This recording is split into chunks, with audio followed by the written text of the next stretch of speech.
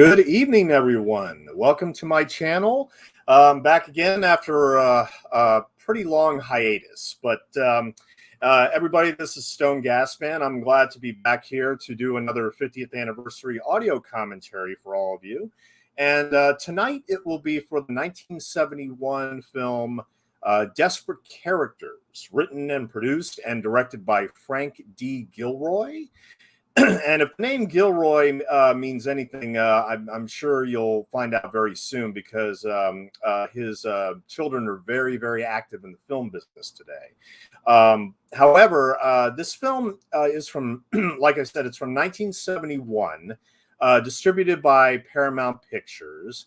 And not a lot of people know about this film's existence, which I think is a shame, but at the same time, very understandable. It's a very obsolete movie, at any rate. So if anybody wants to join me for the commentary, it is available on Amazon Prime, $4 for a rental. I think that's pretty much the only place that you could watch it, because before I start the commentary, I mean, like I said, if you want to watch it with me, just go to Amazon Prime.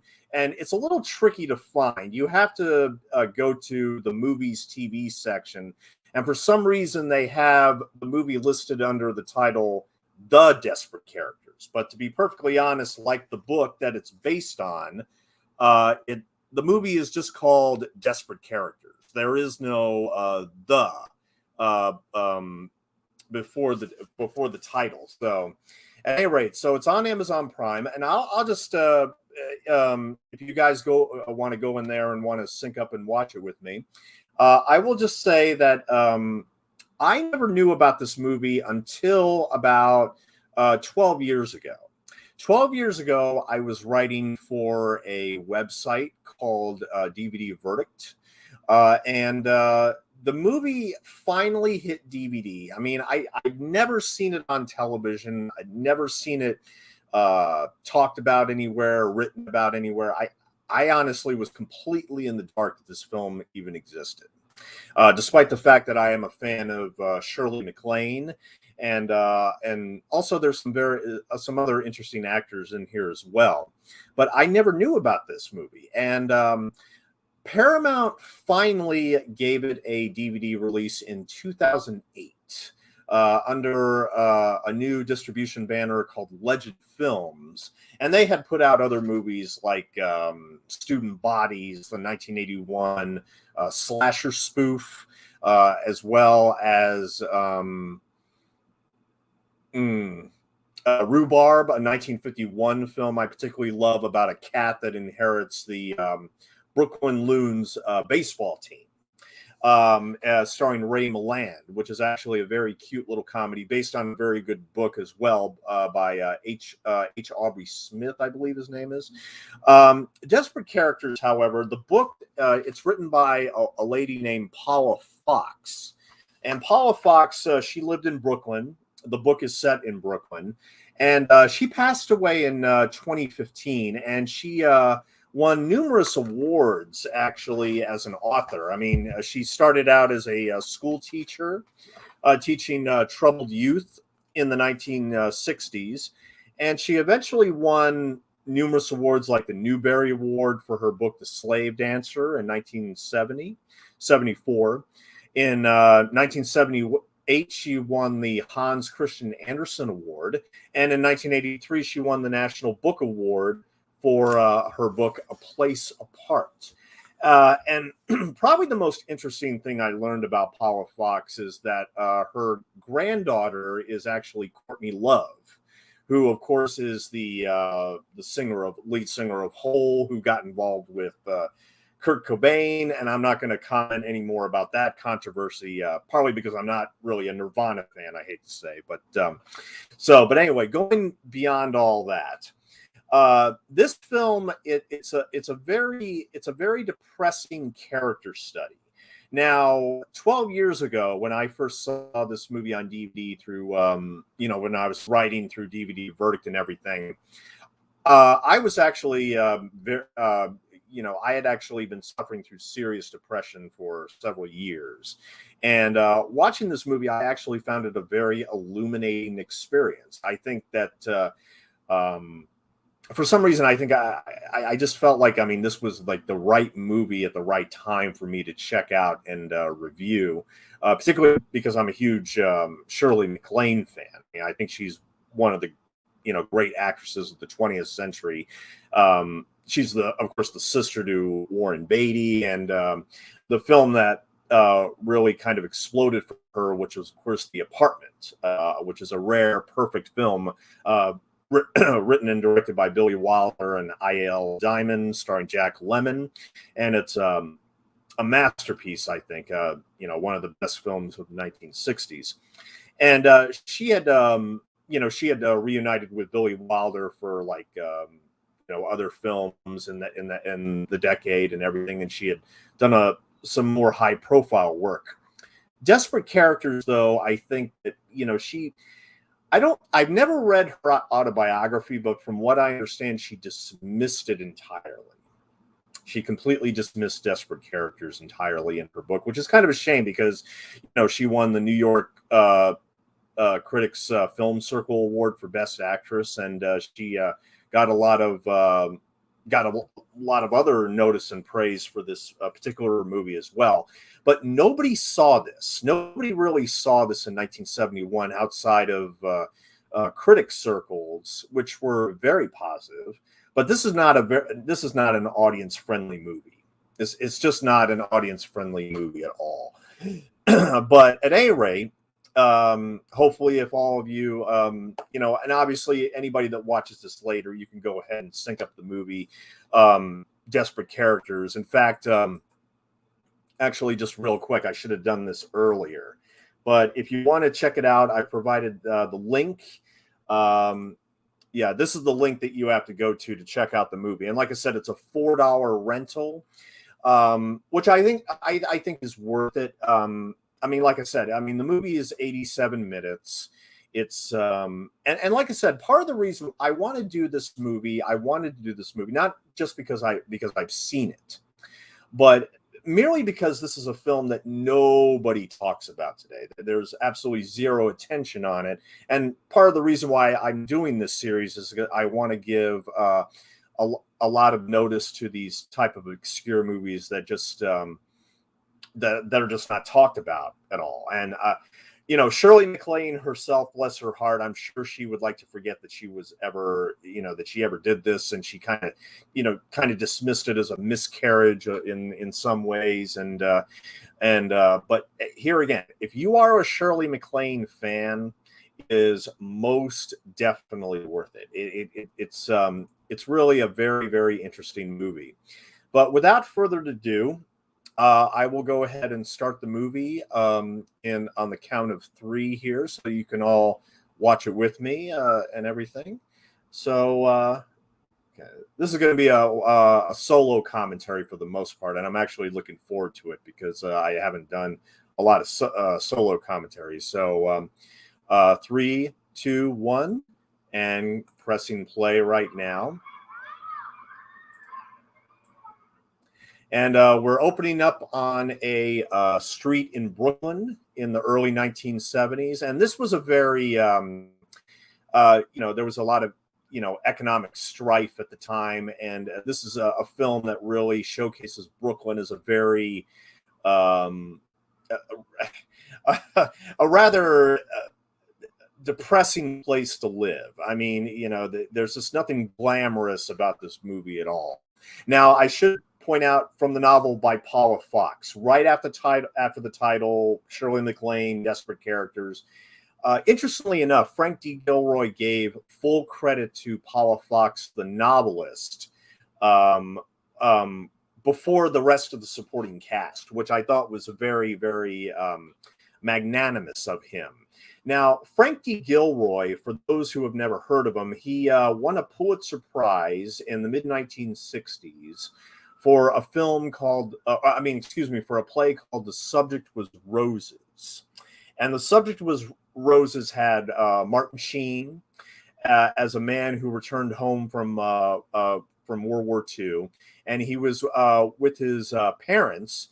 And even though they all love each other, there was always tension in the household. It's a very domestic drama. Theatrical chamber piece in many ways.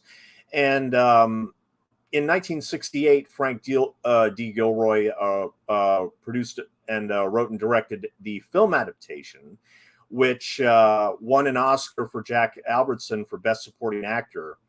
And Jack Albertson is best known actually as Uncle Joe from Willy Wonka and the Chocolate Factory. And here we open up on Shirley MacLaine and Kenneth Mars as the Bentwoods, Sophie and Otto Bentwood, and they live in this brownstone in Brooklyn. Fairly nice. I love the fireplace. I love the bookshelves and everything in this apartment. But they do not have any children. They have a very mundane marriage, as you can obviously see. They're making conversation, and they're generally, they're comfortable with each other. They've been married for, I think, about 15, 20 years at this point. And, they're very comfortable in their routine and their habits and everything. But, there's something a bit stale about this marriage. There's something a bit off-putting and unromantic and, just kind of routine and mundane. And here we have what's going to set the story in motion. There's a cat outside looking in, wondering what's going on. Shirley MacLaine has seen the cat before and feels the need to give it a bowl of milk so it can have something to eat. And in the Paula Fox's book, which is actually a very short read, it's only like 150 pages. It's actually, in many ways, I think, the quintessential short novel. In the introduction to the book, which was written, it was actually reissued in 1999, and the introduction was done by Jonathan Franzen, and I want to read a portion of here as she's about to give the bowl of milk to the cat. On a first reading, Desperate Characters is a novel of suspense. Sophie Bentwood, a 40-year-old Brooklynite, is bitten by a stray cat, to which she's given milk. And for the next 3 days, she wonders what the bite is going to bring her. Death of rabies? Shots in the belly? Nothing at all. The engine of the book is Sophie's cold sweat dread. As in more conventional suspense novels, the stakes are life and death and perhaps the fate of the free world. Sophie and her husband Otto are pioneering urban gentry in the late 1960s, when the civilization of the free world's leading city seems to be crumbling under a barrage of garbage, vomit, and excrement. Vandalism, fraud, and class hatred. Otto's longtime friend and law partner, Charlie Russell, quits the firm and attacks Otto savagely for his conservatism. Otto complains that a slovenly rural family's kitchen says one thing to him. It says die. And indeed, this seems to be the message he gets from almost everything in his changing world. Sophie, for her part, wavers between dread and a strange wish to be harmed. She's terrified of a pain she's not sure she doesn't deserve. She clings to a world of privilege, even as it suffocates her. Along the way, page by page, are the pleasures of Paula Fox's prose. Her sentences are small miracles of compression and specificity, tiny novels in themselves. This is the moment of the cat bite, and what you just saw on screen, she just got bit by the cat. She smiled, wondering how often, if ever before, the cat had felt a friendly human touch. And she was still smiling as the cat reared up on its hind legs, even as it struck at her with extended claws, smiling right up to that second when it sank its teeth into the back of her left hand and hung from her flesh so that she nearly fell forward, stunned and horrified, yet conscious enough of Otto's presence to smother the cry that arose in her throat as she jerked her hand back from that circle of barbed wire. And so we don't specifically see the cat bite her. I think that I'm pretty sure they decided, Gilroy and Shirley MacLaine decided early on that, we don't necessarily have to see an actual physical bite, because we get the idea, from her reaction when she does get bit. And of course, the cat bite, just to let everybody know right now, is going to serve as a metaphor for the Bentwoods' really stale marriage in a city like the introduction said, that seems to be crumbling. It seems to be, crumbling very much under its own weight of, vandalism and grime and crime and everything. It's a here again. New York City in the early '70s seems like one of the most depressing places to live, and so here they are. They're about to leave their Brooklyn brownstone, and they're going to head on out to a party run by a friend of theirs. In the book, they talk about how they they go out to these parties without a lot of enthusiasm. They contemplate, or at least she does. She contemplates in her mind. I mean, should we take the car? Should we not take the car? Should we walk? Should we not walk? And this movie is all built around conversation, and we don't always have the conversation between the Bentwoods themselves. As a matter of fact, Kenneth Mars, who plays Otto Bentwood here, many of you will probably recognize him from the Mel Brooks movies, The Producers in 1968, as well as Young Frankenstein in 1974, where he played the police inspector with the fake wooden arm that that they use as a running gag throughout the whole movie, where it's ridiculous, but at the same time, it's hilarious all the same.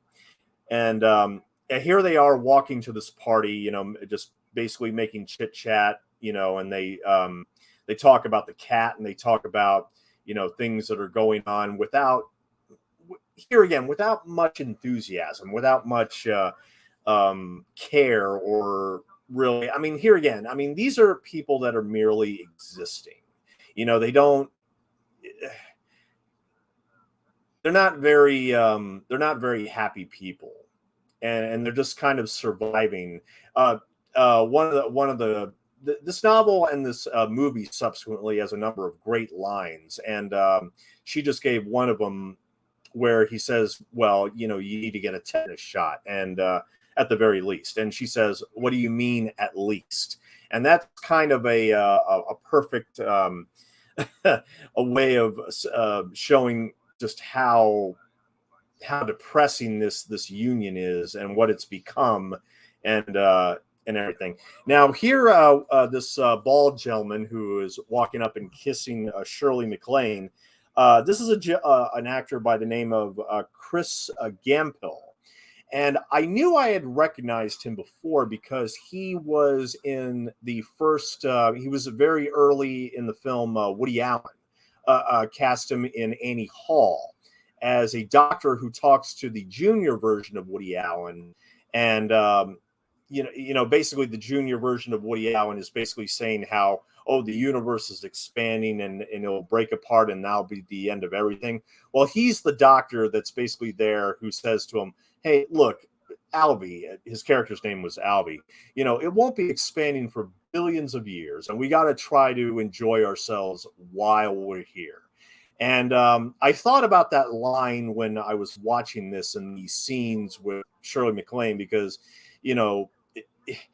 this could almost be the same character, honestly. I mean, it's here again, none of these people are very, very happy. I mean, they're dealing with horrible economic system at the time.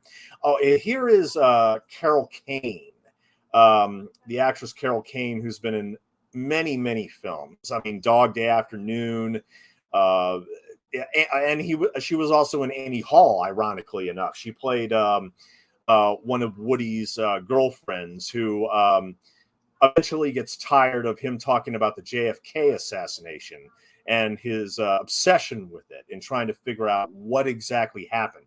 And that's all you see of Carol Kane. This was her very first film. And she would eventually she would also do films like Carnal Knowledge. She was in The Last Detail, which is one of my personal favorites. In fact, I'm looking forward to doing a commentary on that in a couple of years because speaking as somebody who served 8 years in the Navy, I think that is without a doubt, the finest movie about Navy enlisted. Jack Nicholson, Otis Young, and Randy Quaid. And they play Jack Nicholson and Otis Young are two career sailors who escort a young a new sailor to the brig for attempting to steal $40 out of the captain's wife's charity box.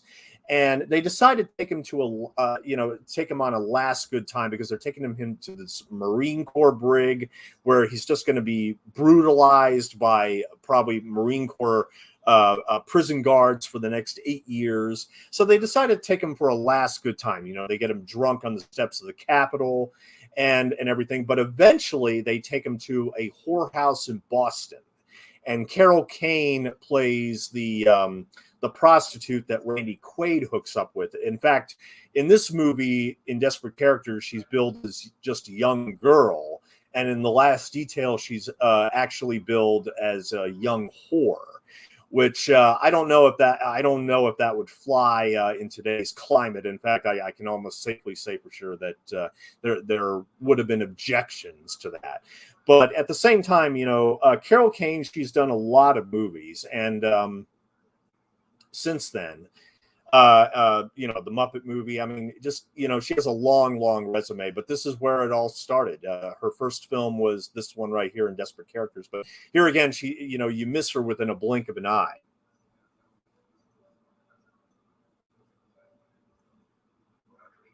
Now, I mean, there's many moments throughout this movie where Sophie, in particular, where she just observes how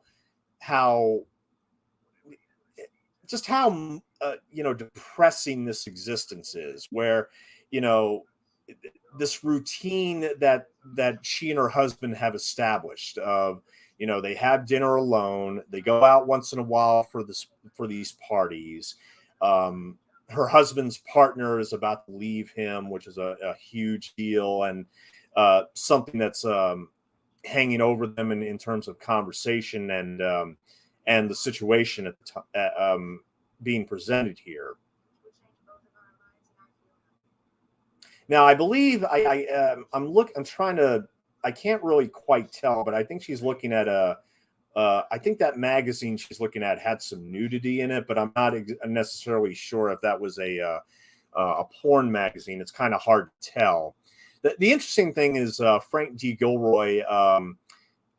He had 3 sons, and they are all active in the film business today. Most notably, Tony Gilroy, who wrote The Cutting Edge. That was his breakthrough into Hollywood, which is one of my favorite romantic comedies. I mean, I think it's one of the best out there for anybody who wants a great romantic comedy about ice skaters. That's the figure skaters. That's the one to check out. But he also adapted The Bourne Identity to the screen in 2001, starring Matt Damon.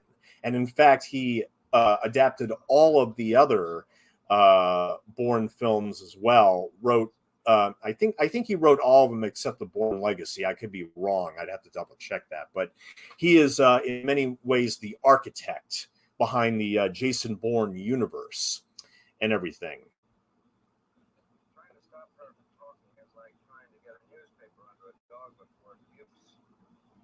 Now, a lot of this dialogue is very mannered, very theatrical, which here again is pretty much point of the movie. It's to showcase. I mean, I can see a lot of people, especially in 1971, dismissing this as just a little too theatrical for cinema. Um, the subject was roses, I believe, has the same aspect to it. Although, interestingly enough, as much as I wanted to see the subject was roses prior to doing this commentary, unfortunately, it's not available for streaming anywhere.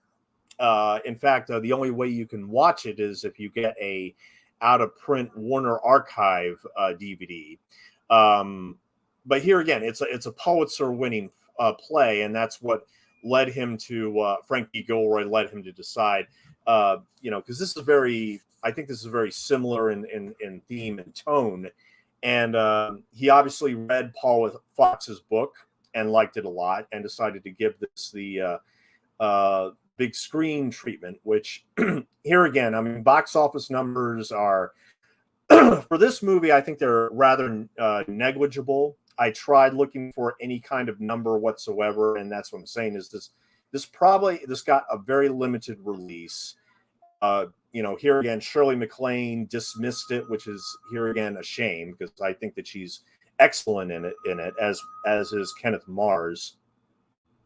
Now, later on, there's a scene where, and we'll see it when we get to it, where Shirley MacLaine attempts to make a phone call, and the phone just keeps on ringing with nobody answering. And in this moment right here, it's like, all right, well, who's going to answer the phone? I'm not going to answer the phone. And she finally ultimately decides to answer the phone, only to realize rather chillingly that nobody is answering on the other end.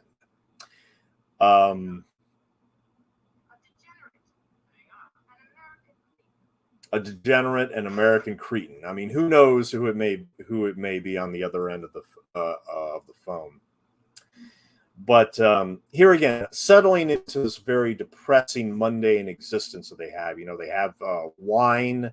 They sit in their chairs. Here again, making small talk, not about anything significant. And here again, what is the attraction about this movie? Why is it that I mean, I don't know if it was because of the depression that I suffered at the time that I saw that I saw some value in this movie, but for some reason it just spoke to me not necessarily spoke to me. Let me take that back. It read very, very familiar, and it was very identifiable as far as I'm concerned. Although, to be perfectly honest, I've never been married and may never get married. But at the same time, I can only imagine that a lot of married couples go through this kind of change, go through this kind of experiences where they get married. They were probably hot and heavy and horny at one point in time, but now everything is just dull, dry, uneventful.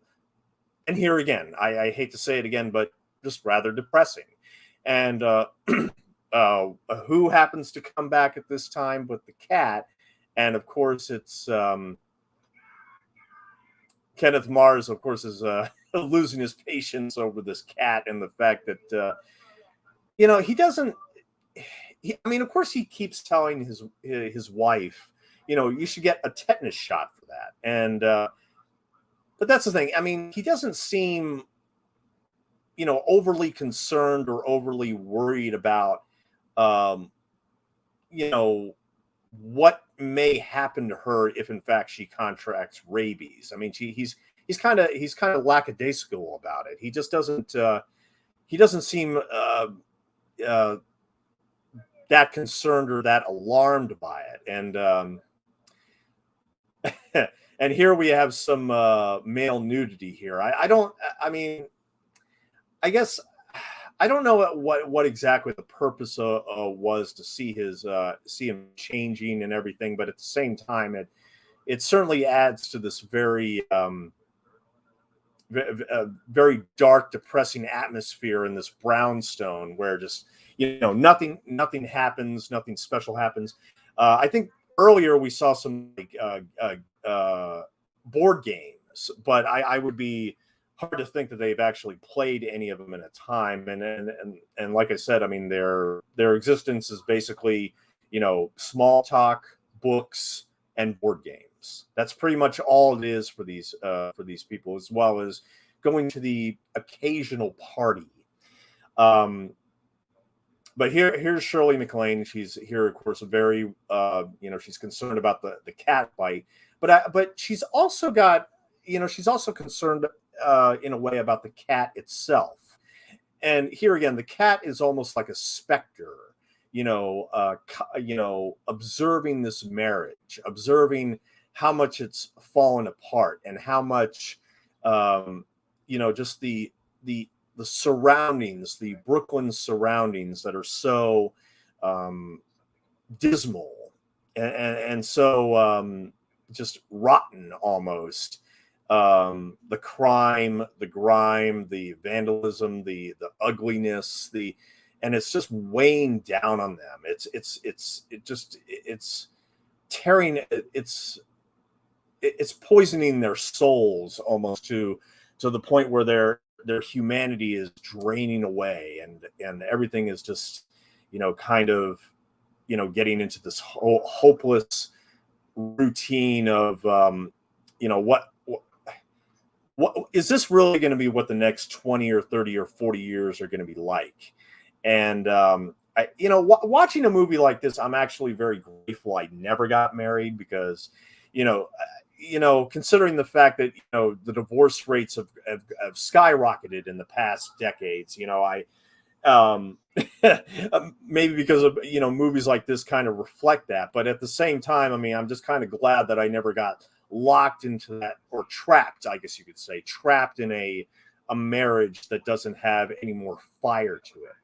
Now, okay, this gentleman who just arrived, this is in fact Charlie, Otto's, well, until recently, Otto's former partner, who has decided to, you know, end the partnership. And he shows up in the middle of the night. This is like, here again, this is 2 or 3 o'clock in the morning. And he shows up to basically, because he wants to see Otto. He feels the need to see Otto, but of course Otto is sleeping. And so sure, and Sophie decides, you know what, let me talk to Charlie. I mean, let me try to get you know, his deal out there and see what the issues are. And Charlie is played by Gerald S. O'Laughlin.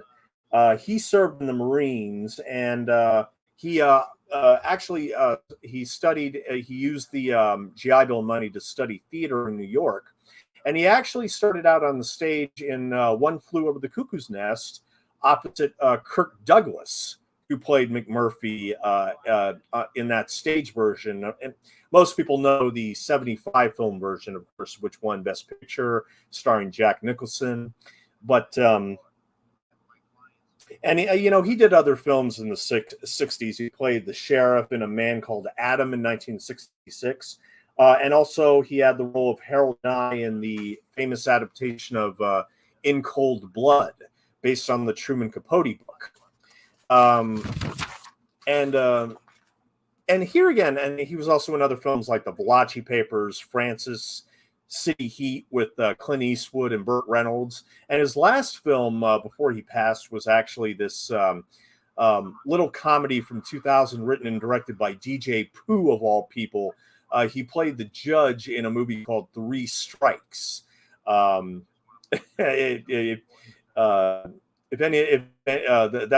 a comedy that maybe worth seeing down the line. I've never seen it personally, but I've seen the cover for it.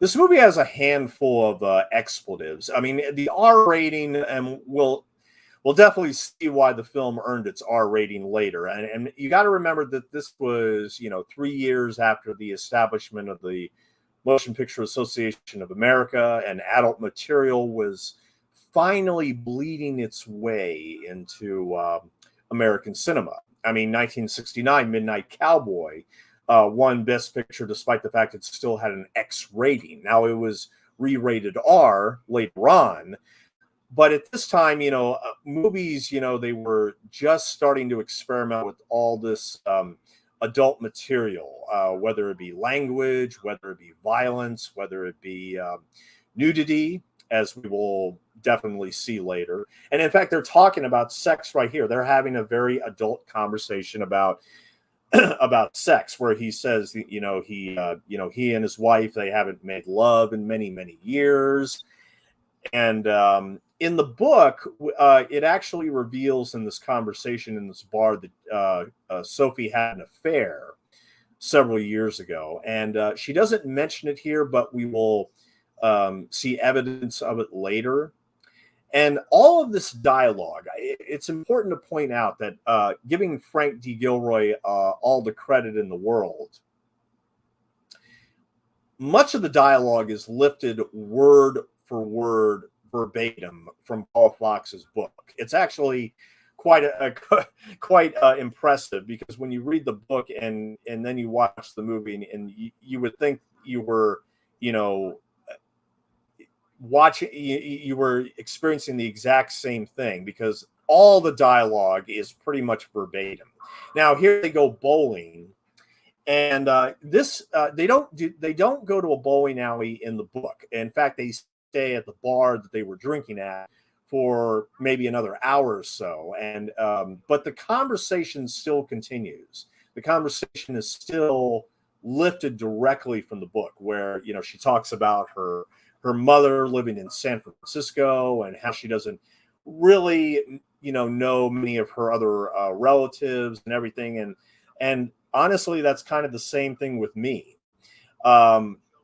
Also, ironically enough, Kenneth Mars, who plays Otto Burntwood, shares my birthday, which is April 4th. Here again, when I saw this movie for the first time on DVD, I was actually very, very surprised at how much I got absorbed with it, even though it's, here again, very, very not audience friendly in any capacity. Frank D. Gilroy's sons, they're all active in the film business. I mentioned Tony, of course, but Dan Gilroy, he wrote and directed a brilliant film from just a few years ago called Nightcrawler with Jake Gyllenhaal, where he plays an off-the-wall character who likes to capture crimes in the city as they happen, the aftermath of them, or accidents rather, and he films them and he sells them to the television studios or news stations to get them on the air, and showcase the aftermath or as they are happening. And a movie about an obsessive kook in many ways. And also the third son is an editor, so they're all active in the film business. And it's kind of amazing when watching this how different this is from all of his sons' work that they've done in the past 20 years. Because Frank D. Gilroy did not make many other movies after this. He did a Charles Bronson movie in 1976, which the name unfortunately escapes me right now. I try to retain all this information. I can't retain that. But yeah, he did a Charlie Sheen movie with Jill Ireland in 76. And then after that, he didn't really make anything else. I think he concentrated solely on writing, particularly plays and books and everything. And he passed away in 2015, sadly. At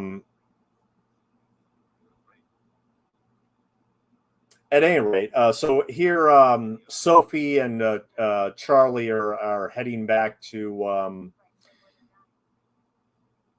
her brownstone after having a few beers, and of course, here again, that cat bite. We're constantly going back to the cat bite, and the suspense of, oh my God, is she going to get rabies? Is she not going to get rabies? Is the wound going to get worse? Should they get the cat, which is still hanging around, obviously. As Sophie said in the book, it's like or Otto says, I think, if you keep feeding the cat, it's just going to keep on coming back. Now here's an interesting scene where he wakes up, and he's staring at uh, a black man who's passed out on the sidewalk in Brooklyn. And as you can see, I mean, the trash cans, it's a it's an image that, that has retained with me, I think, since I first saw it 12 years ago. This whole idea that, this is what they wake up to every morning. This Brooklyn that is almost dying and crumbling, uh, you know, and it's like, well, where's the hope? I mean, why? I think I can see most people watching this movie and thinking, well, you know what, they need to move. They need to get out of New York. And in fact, they later on, I mean, we will see when they go to their summer house, hoping for a reprieve from all this, um,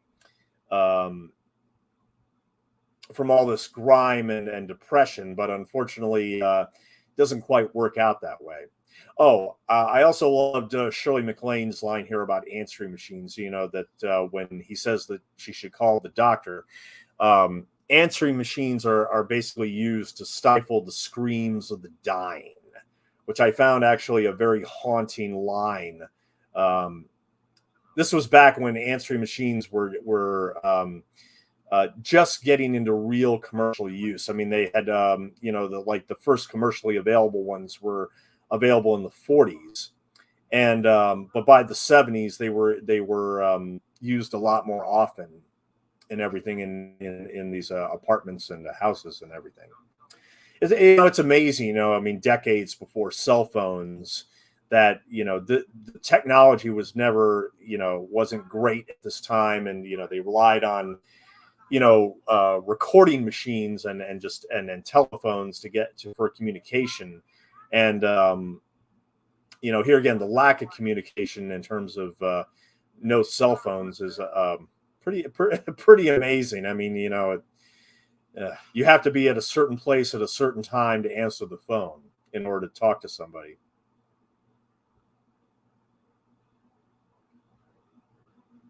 So Kenneth Mars is going to be out of the picture, out of the movie for probably a good 45 minutes. And here again, this movie is only 87 minutes long. It's a very, very quick watch. Um, and here we are on the train now. Sophie is going to go out and visit a few friends. In the book, there's a lot of there is discussions of how they don't like going on the train or going out to certain places because of people talking to themselves. I mean, for some reason, you know, people can't help but just keep on talking, like this gentleman on the train. And this guy who we're going to see in a minute, here he is. He was in The Exorcist. He played a bishop in The Exorcist.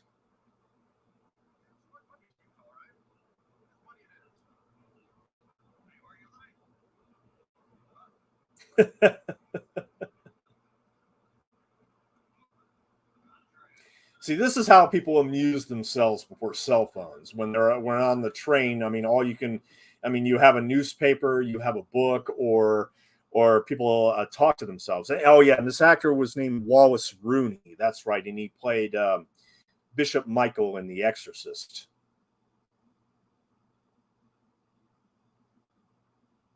But as you can see, I mean, Sophie really has nothing to do during the day. I mean, with her husband gone, she just likes to go out and walk around the city and maybe visit a friend from time to time.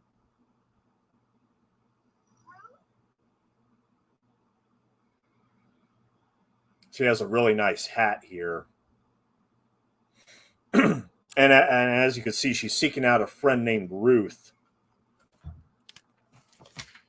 Ruth, who's coming up here, is played by an actress named Sada Thompson. I mean, Sada. I'm Sada. I hope I probably bungled that name already, but yeah, she did. She only did she didn't do a lot of films. I mean, in 1971 when this came out, she also did a film directed by Robert Mulligan called The Pursuit of Happiness, not to be confused with the Will Smith movie that came out years later, of course. And her last film was actually the Academy Award winning Pollock, directed by Ed Harris, about the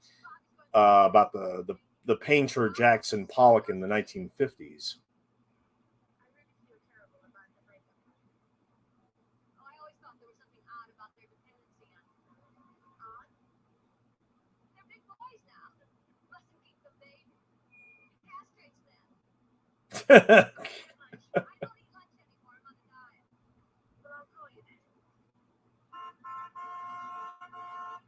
She didn't seem too enthused about talking to Shirley MacLaine. I mean, here again, I mean, reflecting the title, I mean, it just seems like these are all characters that they're kind of lost in this city that you know, where's the humanity, where's the love, um where's the excitement, and there really isn't, I mean, any of that. I mean, I mean, here again, it's about lonely people in lonely situations. Here again, this is not, happy material, especially for films. I mean, because I think most people, when they go see films, they prefer happy endings. Just because, I mean, just to give you an idea about the differences between the theater and film, a perfect example is, of course, Little Shop of Horrors, which came out in 1961 as a movie by Roger Corman, shot in 2 days, infamously. And it was remade in 1986 with Rick Moranis as a musical based on a 1980 off-Broadway musical adaptation. And the original ending of that had the plant, Audrey II, who came from outer space and was eating human bodies and for their blood, so it grows bigger and bigger. At the end of the play, the plant eats everybody. I mean, eats everybody, including Rick Moranis's character. And that's the way it was in the 1960 movie version as well. But when they did the 86 musical version, I mean, the ending just it totally turned off the test audience.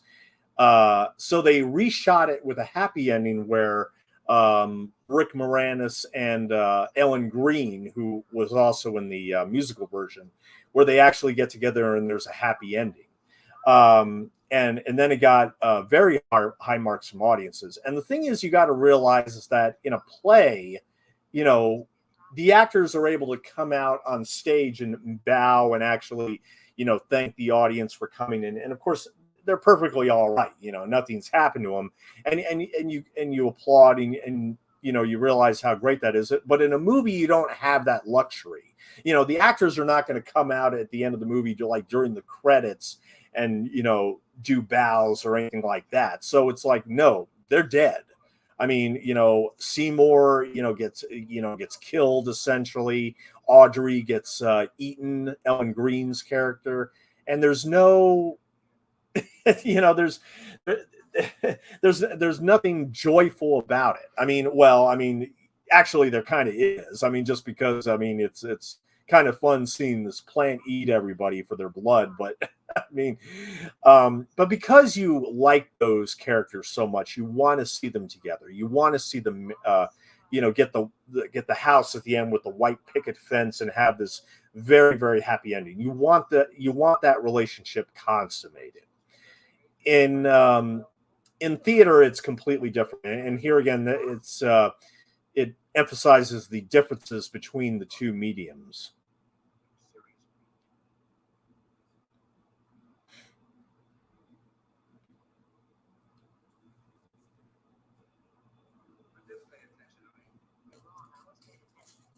Now, in this scene where she visits her friend and her husband here, and it seems like, I mean, even though she's there, it almost seems like they're more concerned about bickering and talking to each other than they are about their guest.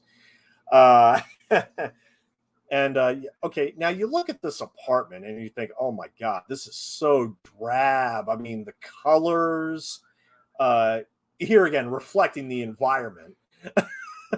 I mean, the colors are so drab. I mean, there is nothing elegant about this apartment at all. I mean, even the Bentwoods apartment is, a lot more, dare I say it, slightly more appealing and luxurious compared to this. This is just, downright, yeah.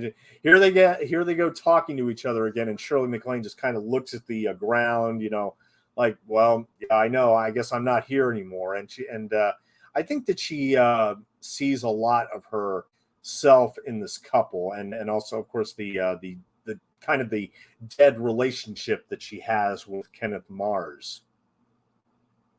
This is awkward. Nobody indeed wants to talk about age or the humiliations of the bowels. And that's the thing, is that this is even though the book by Paula Fox is actually, I think, an excellent read, and the thing is, it's not necessarily a book that you would want to have high schoolers read. It's more of a college level read. But to tell you the truth, I don't think that readers would. I mean, these characters are all in their early 40s, and I'm in my early 40s myself, in case you haven't noticed. And here again, I mean, the way of identifying with these characters, and how you've reached that certain age where, like, whatever, fuck it, I don't want to hear the news anymore because it's so goddamn depressing. I don't want to. I just, here again, most of my life I've escaped through books and movies, just because I think reality is just too depressing for words. Part of the reason why I suffered from depression for many years is because I didn't like dealing with the outside world, and I would always escape into the black hole of cinema. Now, Frank D. Gilroy does this close up of the husband here, of Claire's husband, giving this monologue, which, here again, very theatrical, mannered, and maybe unnatural, and yet at the same time it's still mesmerizing, at least to me. Uh,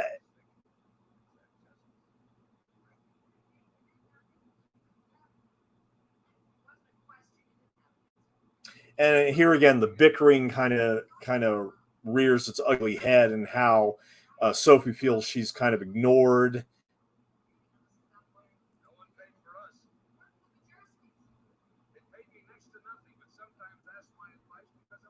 Shirley does not have a word of dialogue in this sequence, I believe, which, we her character really illuminates in scenes like this, I think. And here again, she got a lot of praise for this. I mean, she got the Silver Bear at the Berlin Film Festival. She won the Best Actress award at the New York Film Circle Critics, and everything. And here again, it's mostly due to reactions. It's mostly due to, what she's thinking, how she uses her eyes, how she uses her eyebrows, how she reacts to, all this stuff that's, happening around her, and she's kind of powerless. And of course, the whole suspense in the back of, like, oh my God, what if this cat bite, kills me? What if I die because of this cat bite and everything? I mean, and she seems almost not, she's not concerned about it at all, almost as if she were to die from this cat bite from rabies, that it wouldn't make much of a difference, and it wouldn't, it wouldn't phase her at all.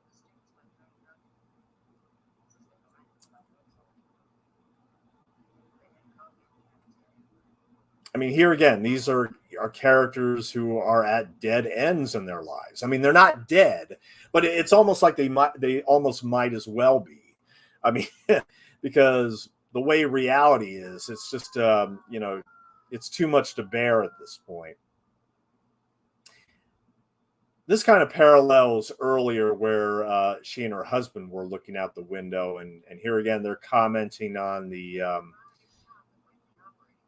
plight of the city for somebody with the dirty news and a piece of glass. And here again we're reminded of the cat bite.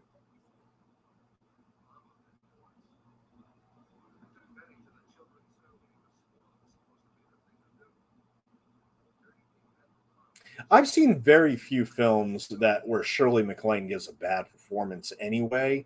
But I mean, she didn't win an Oscar until 1983 for Terms of Endearment, which is a beloved movie in many circles. Um, why she felt the need to make a sequel to that called The Evening Star in 1996 is beyond me. I actually think that's the worst film in her entire resume. But I mean, a lot of the other films she did are very, very watchable, and more often than not, she gives a performance worth considering and worth discussing.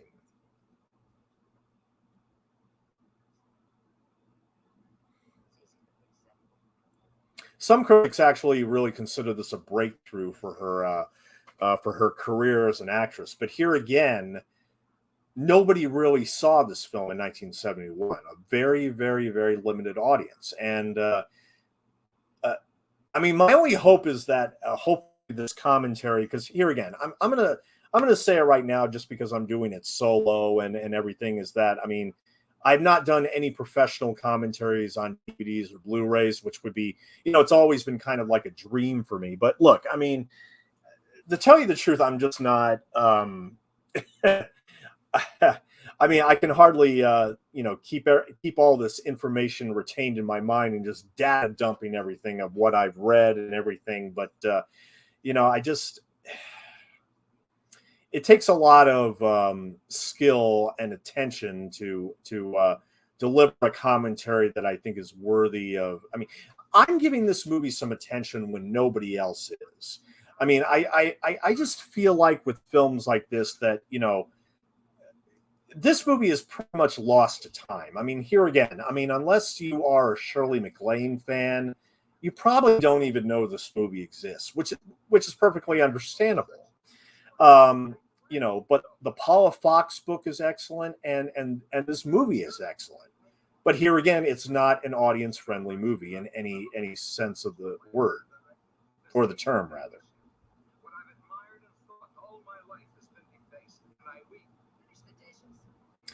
And this is when the conversation between this couple goes out of control and just gets to be too much for Shirley, and she just disappears. And I actually love this moment.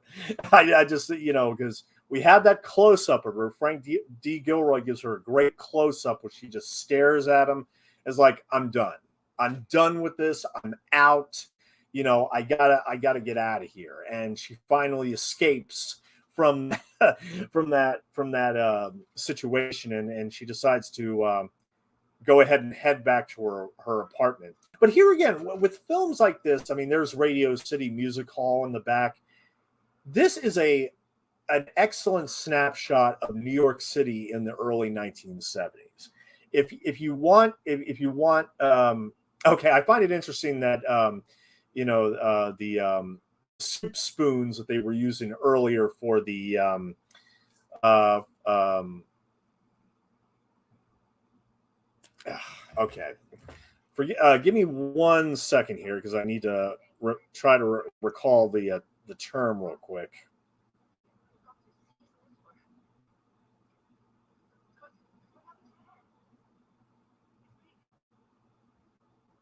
Oh yeah, they were talking earlier about potage, Potage, which is basically a thick, spicy soup.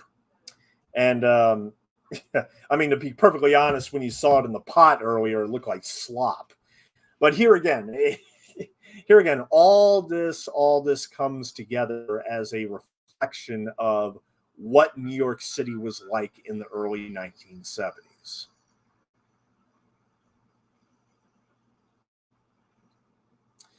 I mean, I just wish I had the the delivery of like professional commentators on DVDs and everything, instead of just kind of winging it as I'm kind of doing it right here, to be perfectly honest.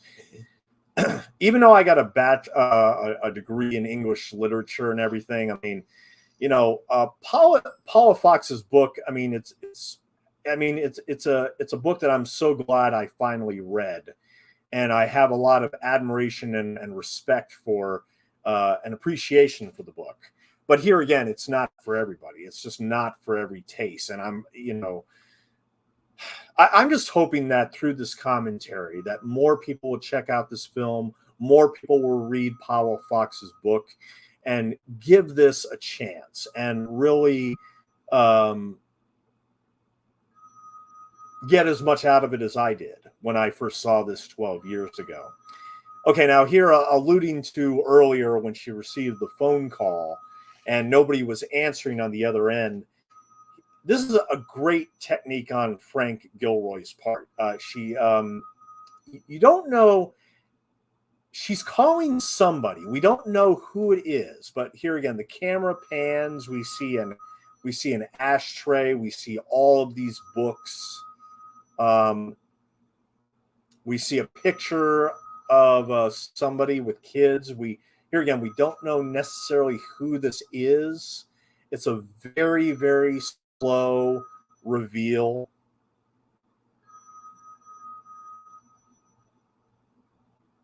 We see an old coffee maker. We see a bunch of folders, a bunch of books. Nothing, anything too impressive. Then we see a foot, another foot, multiple, a leg, a woman's hip. And as you can see, this is in fact Shirley MacLaine, her character Sophie Bentwood, in bed with another man. And here again in the book, I mean, she talks a lot more about her affair that she had years ago that, if I remember correctly, she kind of regrets. But at this time, and you can imagine that, the phone just keeps ringing and ringing and ringing and ringing. Neither of them are going to get up to answer the phone. I mean, she looks at him here like, oh, you're not going to answer it? Okay, fine.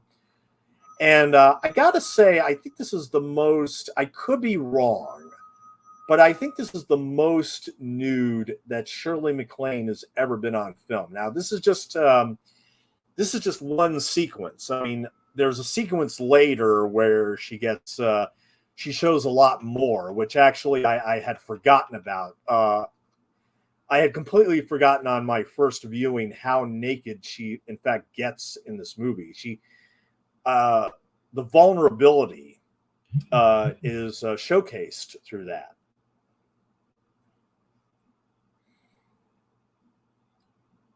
But I mean, Shirley MacLaine is an actress with so much class, and I think I wasn't expecting her to be as I don't think I expected her to have removed so much wardrobe as she does in this movie. And now I should emphasize that this movie had apparently a non-existent crew. There was no hair people on set. There was no makeup crew on the set, and I could be wrong, but I'm pretty sure that Shirley MacLaine did her own hair and own makeup for this project. And here she finally let her hair down after keeping it up for most of the day. I think it's my lack of my lack of experience with society and lack of experience with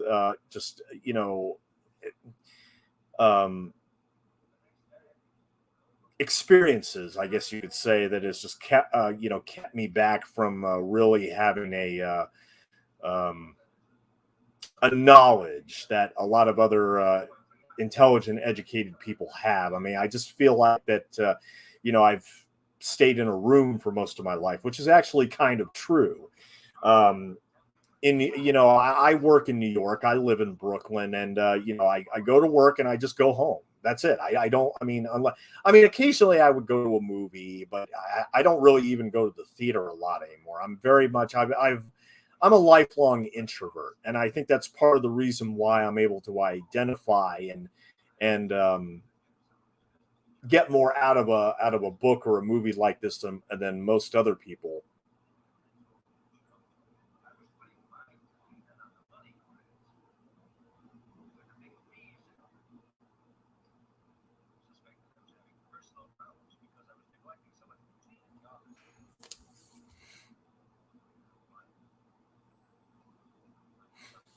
Kenneth Mars. I talked a little bit about him before, but he actually has a very, very impressive resume. In addition to the Mel Brooks movies I mentioned before, like The Producers and Young Frankenstein. Yeah, Young Frankenstein, he's particularly great in. I think, but he was also in Butch Cassidy and the Sundance Kid. He played Marshall in Butch Cassidy, but he was also in What's Up, Doc with Barbara Streisand and Ryan O'Neal, The Parallax View with Shirley's husband, Warren Beatty, which I wouldn't be surprised if Shirley even recommended him to to be in that movie with Warren Beatty. But he was also in a great, great 1975 film noir with Gene Hackman called Night Moves, which I'm very, very interested in doing a commentary in a few years. That's one of the most underrated and unknown gems of the 1970s, where Gene Hackman just, again, plays a character that is so memorable and so nuanced and so brilliant in every aspect. If you're a Gene Hackman fan, get Night Moves. Get it as soon as you can. I own it on Blu-ray, Warner Archive Blu-ray, and it's most definitely worth it. Now, the chances of desperate characters arriving on a Blu-ray are, of course, rather slim at this point. I highly, highly doubt that Paramount is. There is. Here again. They probably don't even know that this movie even exists in their catalog. To be perfectly honest, the only reason why it got a DVD, I think, in 2008, which was by, here again, another distributor, which was Legend Films. I can see maybe Kino Lorber or maybe another Blu-ray distributor nowadays picking this up for a release, and it really could use a commentary. In fact, I think, you know what? Like a legitimate audio commentary on a Blu-ray. And in fact, I think the perfect person to do that would be screenwriter Larry Karaszewski, who I'm a huge fan of. He co-wrote Ed Wood, and he also co-wrote The People versus Larry Flint with his partner Scott Alexander. And he did a terrific commentary recently for another obscure film from this time called Diary of a Mad Housewife, which is actually based on a really, really good book, classic feminist book of the 1960s, which I proudly own and have read multiple times. Written by Sue Kaufman. That was her name, yes. But I don't know. I just don't see this movie getting any other kind of. And it's amazing because aside from maybe an occasional viewing on Turner Classic Movies, I never saw this movie on television growing up. I never saw it listed. I never saw it anywhere. This is one of those obscure movies that just never has really seen the light of day since 1971, which I think is a shame. And I think the acting is good enough that it's worth watching, even if you think that the subject matter is too dour or drab or depressing. The acting is really what sets this apart. It really is. Kenneth Mars and Shirley MacLaine particularly are both excellent in this movie.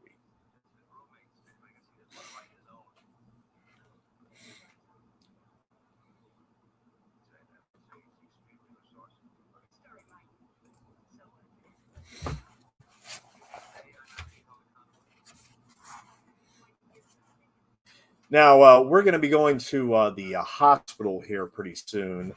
After she finally, after all this time, decides to go to the hospital, when I think most people would be panicked enough to go in immediately and be like, okay, well, in the book it says that she got her last tetanus shot a year ago. So I think here again that also feeds into the whole attitude. Well, I'm not too concerned about this cat bite, but at the same time, who knows? And that was a very, very eye-opening shot of a homeless man being probably deceased, but who knows, being taken into the hospital here.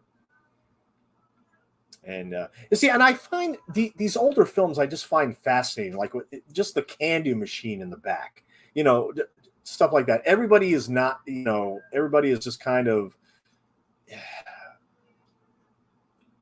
I mean, there is nothing joyful about this film at all, and yet at the same time its themes are, I think, very um very powerful, very illuminating, very just it has enough food for thought for adults looking for something that is a little bit more perhaps cerebral, or perhaps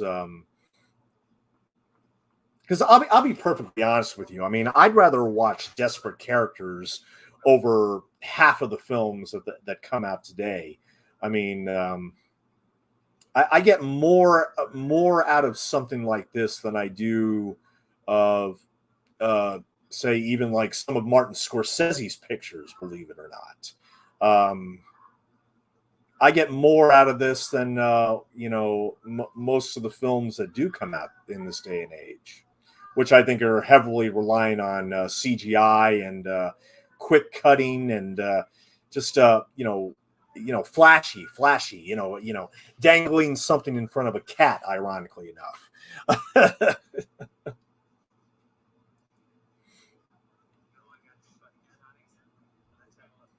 Now here she is. She's finally having this cat looked at, and in this scene, it actually says that when people first got tetanus shots, they got them in the stomach. But and the nurse here says, "Oh no, we do them in the arm now." So uh, it's really interesting, watching this movie in this day and age with COVID-19 and the pandemic and everything, about how people are so nervous about getting shots and are just, here again, I'm not going to get into the politicization of all this because it's just ridiculous. But, you know, you know, you get a shot for a simple, uh, you have to get a shot for a simple thing that will um, really be good for your health in the long run. I mean, trust medical science. I mean, don't trust some pundit, some asshole pundit on a radio show. You know what I'm saying? You know,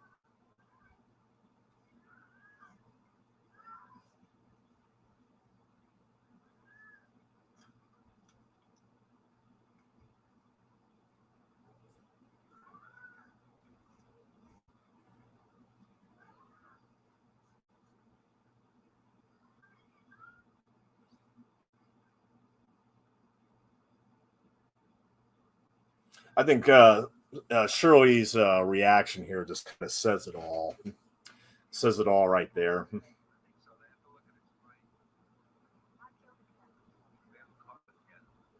But look, but safety being paramount. She maybe not Paramount Pictures, but I mean, safety being paramount. Okay, she got the shot, so now the next step is to actually get the cat and take it to the ASPCA to see if it, in fact, it is rabid or not.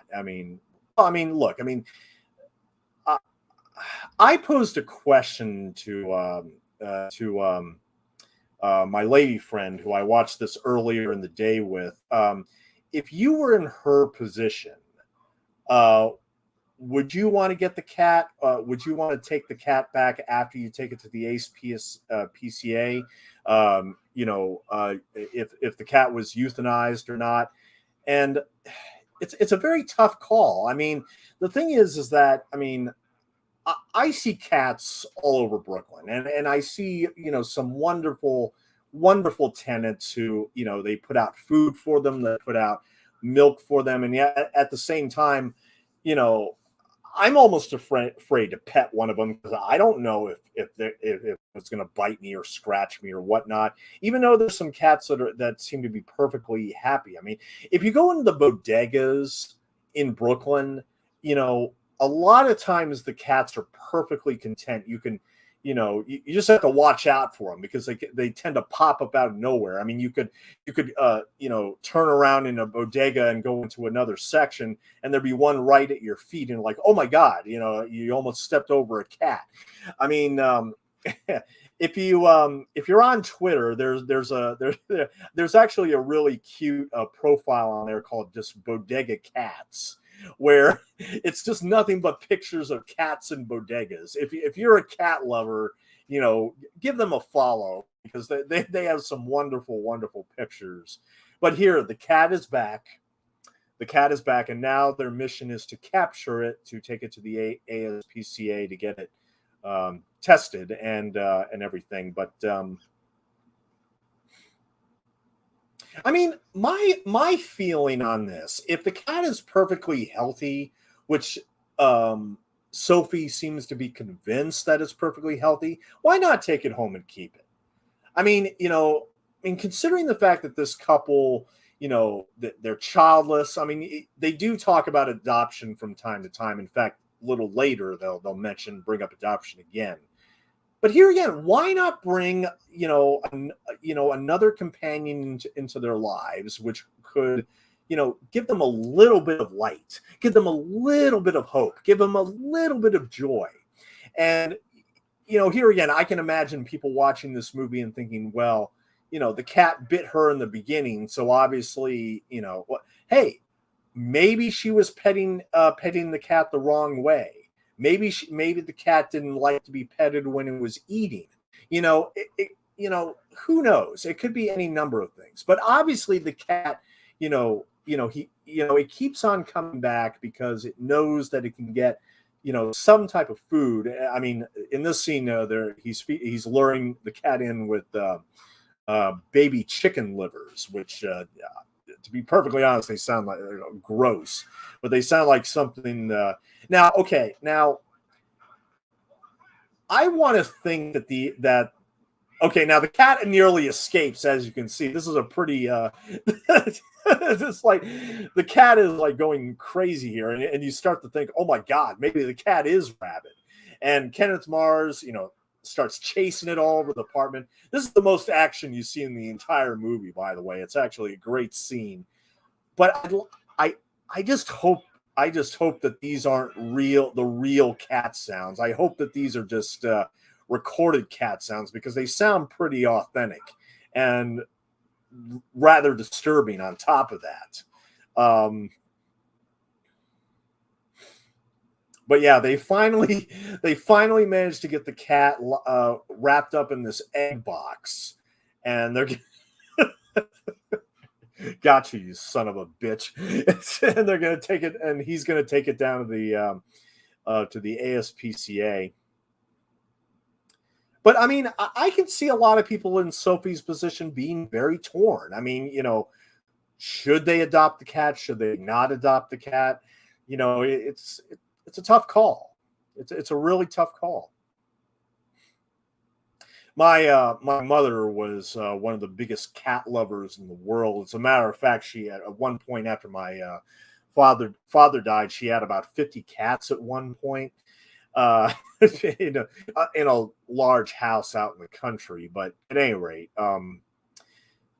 my father, never really liked cats, and in fact, always referred to them as critters rather than cats. Like he would tell me when I was young, leave the critter alone. Well, yeah, I mean that was his attitude about cats and everything. And I think Kenneth Mars kind of has that same attitude where he's the type of husband that if the wife isn't there, he'll just kick the cat if it tries to come close to him and everything. But then again, I mean, I remember other times of the cat, sitting on my father's chair while he's watching a movie or something, and just not really bothering him, and he would just kind of look and be like, what the hell are you doing here? And yet it's like, well, I respect your boundaries and you respect my boundaries, and it's like, oh my god, they're actually been sitting in the same chair for 5 hours without him having to push the cat off or anything. I think that Kenneth Mars, his character Otto, I think he's just one of those husbands that is just kind of like either way, if we do have a cat in this house, I won't be giving it a lot of attention. And here again, you even question, would Sophie give it a lot of attention?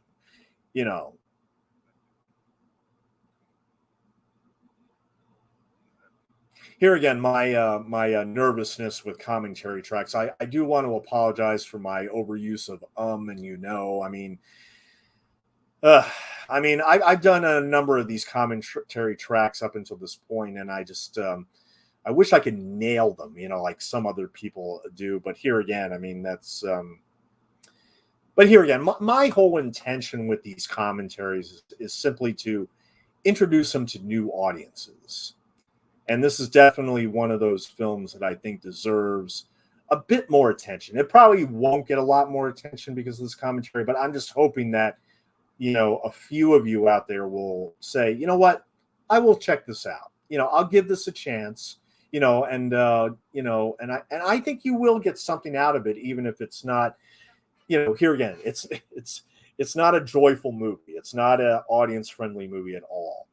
Okay, so here they're finally going to get out of Brooklyn for a while. They've jumped in their car. See, we have about 14 minutes left of the movie here. So I mean, this third act is actually takes place entirely outside of Brooklyn. They're going to get on the highway here. They're going to go out to out in some area of New York. I'm trying to remember exactly where in the book it said they go to, but they basically get out of the city because they have a summer home. And when they get to the summer home, let's just say that it looks like a scene straight out of a horror movie. I mean, and of course this is a movie about the horrors of New York City life at the time and how it's affecting these characters in so many ways.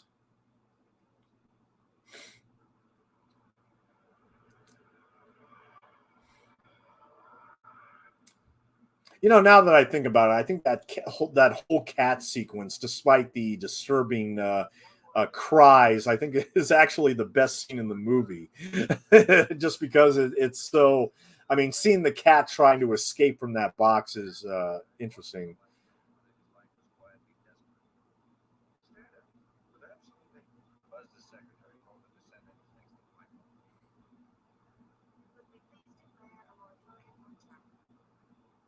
Could we please declare a moratorium on Charlie? Yes, no more Charlie. I think, and it's really interesting because, of course, they're about to enter a new phase of their lives with Charlie out of the picture.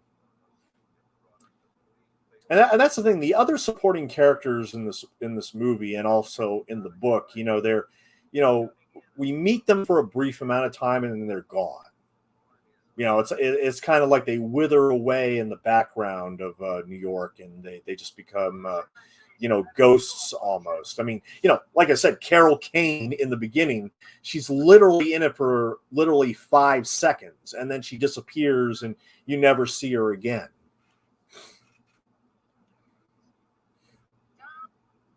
But okay, this is really the first time. Well, not the first time, but most of the time throughout this movie, you rarely see these characters smile. You rarely see them take pleasure in their existence and their surroundings. But here that they're finally out in the city, they're relaxed and everything. I mean, uh, I don't know what time of year this is, but I mean, I would have had my windows down. Obviously, it must be a little cold outside, but yeah, they're finally getting out into nature. They're finally getting out into in open spaces. No more grime, no more tenants. Just okay. This is definitely late fall, as you can tell with all the leaves on the ground and everything. Very beautiful, serene scene. And here again, it's a complete juxtaposition from everything we saw in the city and experienced in the city. But here they are arriving at their summer home, and everything seems perfectly normal. I mean, he looks in the mailbox, no mail, and they're about to go in here. Here again, I haven't seen this movie in 12 years. In fact, today was the first time in 12 years I saw the movie. When I reviewed the DVD on DVD Verdict, I gave the movie top marks. I said it was probably the most fascinating discovery I saw all year writing for that website. And as you can see, their summer home, it's completely vandalized. There's stuff everywhere, lamps on the floor, magazines everywhere, things torn to shreds. And on top of all that, in the kitchen is this mannequin of some sort. I'm not sure what it is, but it's a mannequin with kind of a clownish face to it. It's almost as if, I mean, I could be wrong, but this is almost like the aftermath if like a cult had gone in there and had some kind of ritual. Oh God. I mean, there's canned foods open everywhere, and it's pretty much a disaster. Again, you think, you take a drive out in the country, to get out of the city, get out into nature, get some serenity, and then you come to your summer home and you discover this. What the hell happened? The mirrors are smashed, the windows are smashed. I mean, actually, somebody's been spraying stuff on the mirrors. Actually, the pictures are all lopsided. Like, I mean, there's a dead bird in the bathtub. I mean, here again, a group of people went in there and just completely trashed the place. But it's kind of suggested because they go to the guy that actually runs the place, which is this guy right here. Find out exactly what the hell happened and get some answers here.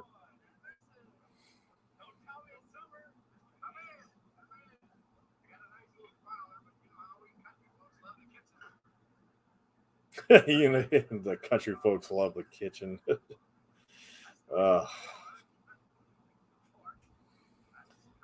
So apparently, this is the gentleman that owns the summer house, and he and his family live in this other house, which is very, very close. Who doesn't know good old Tom? Oh yeah, the Tom that's supposed to check up on the place every now and then. Yeah, right. See, you can't even get peace out in the country. I mean, you get out of the city, you get out of the grime and the depression, only to discover, what the hell was going on in their house. But I mean, that's my only theory, that there's some kind of cult thing going on. But it's pretty horrifying stuff, especially when you see that mannequin sitting in the kitchen, in the dining room, with the clownish face to it. I really like this chandelier.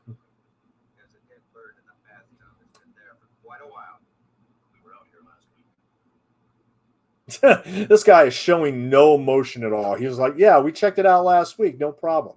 Yeah, see, here we go. Oh, it's a scarecrow. It looks more like a scarecrow, but just the place is just completely smashed and torn to shreds. And they get the police, they get the person that checked up on that's supposed to check up on the place, this guy named Tom, and they're like, "What? I mean, we've been keeping in touch with it. What's the I've been doing my job.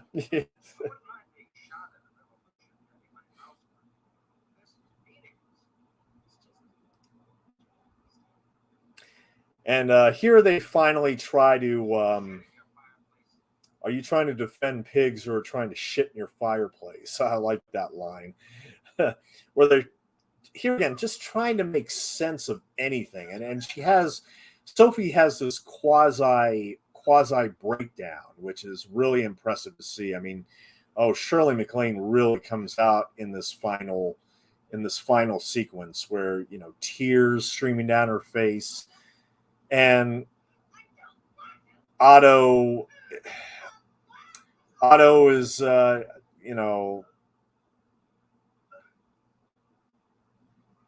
trying to comfort her and everything, and I think because, I mean, he was rejected earlier, um, when they were looking out at the window at the drunk on the sidewalk. He puts his hands on Sophie's breasts, hoping for some kind of intimacy, and she's like, no, no, no. And Shirley MacLaine, goes topless in this final sequence, which here again, I completely forgot about this. And what we have here is this very uncomfortable sex scene, which, um, yeah, she's in bed basically completely naked, and the sex scene, it's rough, it's uncomfortable, it's borderline rapish, and I mean, here again, I mean, you thought there was nothing joyful about this movie before. I mean, the way it ends like this is just totally like, wow. I mean,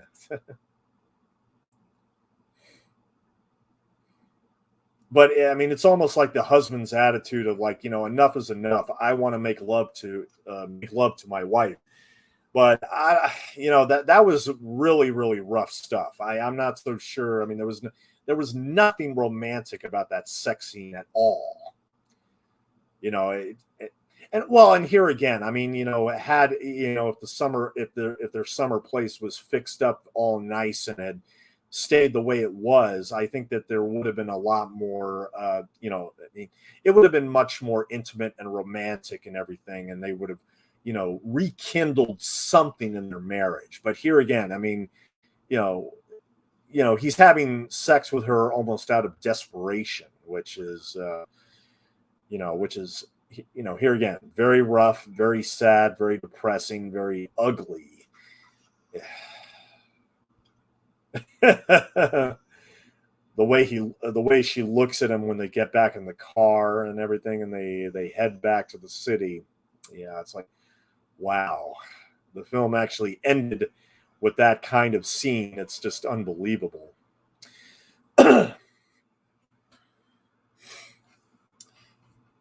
But see, here we are. We got about 3 minutes left of the movie, and I wouldn't be surprised if because here they are back in the city now. I wouldn't be surprised if the entire drive back from the country was in silence, and we're finally jumping ahead to when they're entering the city again, and they're finally actually talking again. They're finally having a conversation again.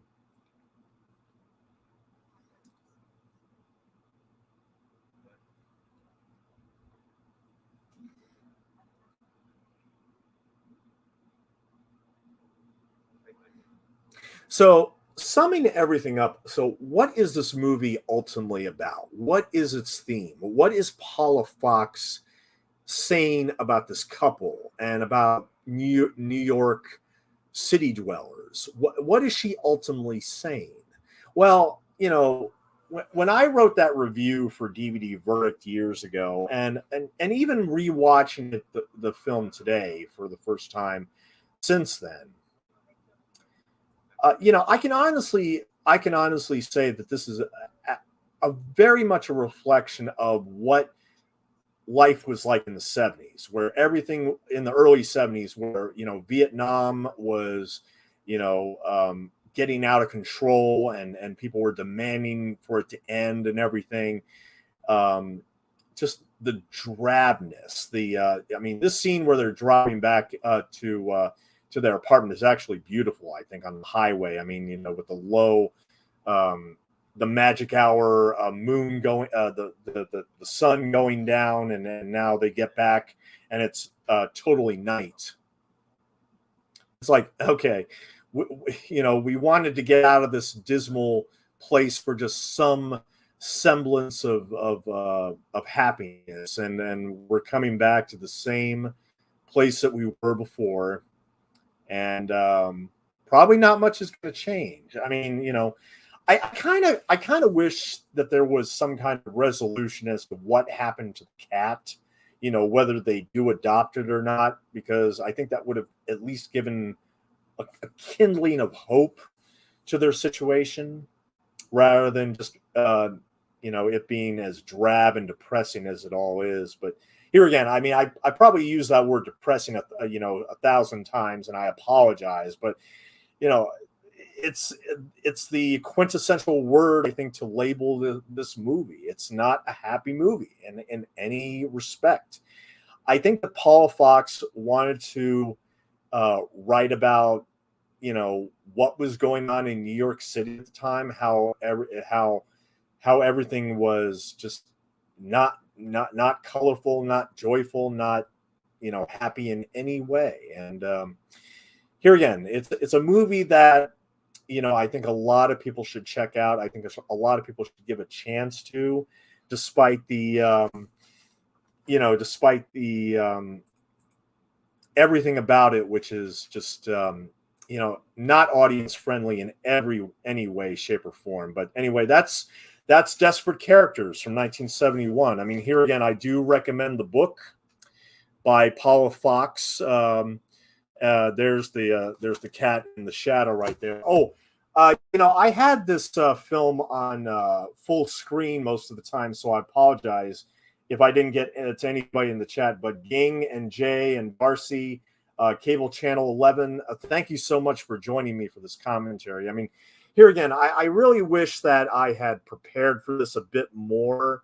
But here again, I think I've said my piece about this movie, and you know, I'm really hoping that, you know, this, at the very least, that this does inspire a additional Blu-ray release at some time down the road. And here again, I've said this earlier, but ideally, I'd like to see somebody like screenwriter Larry Karaszewski tackle this and really, you know, get into the minutia and really get into the history of all this. Because, you know, look, another thing is that, I mean, there is a disconnect in that I didn't grow up during this time. I didn't experience New York at this time and everything. But at any rate, thank you so much for joining me. And here again, I mean, if you're watching this later after the fact, I here again, I hope that this does open your eyes a bit to what this movie is, who Paula Fox is,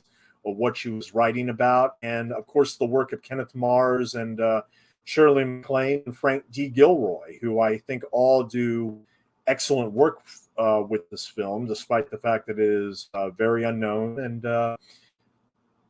dare I say it again, very depressing, very depressing stuff. But at any rate, thank you very much, everybody, for joining me, and hopefully my next commentary, I want to do The Love Machine, Jacqueline Suzanne's The Love Machine, very soon, because I finally got the DVD of it in the mail. It was delayed for so long, but I will be doing The Love Machine, but I don't know exactly a date yet. But in October, I will be doing Mario Bava's A Bay of Blood, as well as Wake in Fright, which is an Australian movie with Donald Pleasance that I hope you join me for. But at any rate, thank you for joining me, everyone, and you all have a good night. Take care.